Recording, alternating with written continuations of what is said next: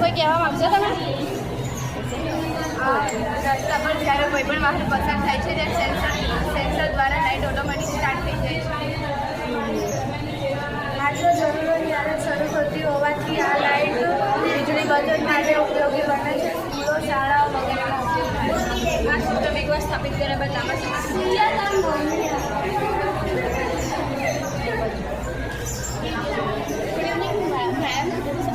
My name is Kadyaji. My name is Sohil. This is our project about smart fire safety.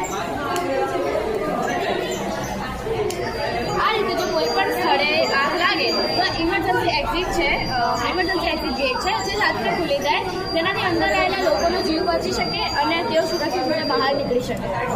આ ઘટના રાજકોટના એક જગા બનાવી છે. જ્યારે દરેક જગ્યાએ ઇમરજન્સી એક્ઝિટ ડોર અથવા સ્માર્ટ અલાર્મ્સ હોય તો મુશ્કેલી અને બ્લાસ્ટના સમય લોકો બચાવી શકે. Thank you.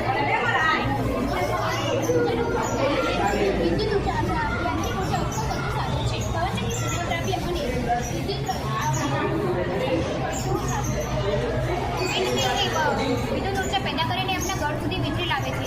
આજકાલ લોકો સોલારને બદલે પવન ચક્કીનો ઉપયોગ કરી રહ્યા છે, કારણ કે પવન ચક્કી એ સોલારના પ્રમાણે ઓછી જગ્યા રોકે છે. એનો ખર્ચ આશરે 3 લાખથી 5 લાખ સુધીનો છે. પવન ચક્કીને જે વધુ પવન આપે તો લગાવવી જોઈએ. Thank you. Good afternoon.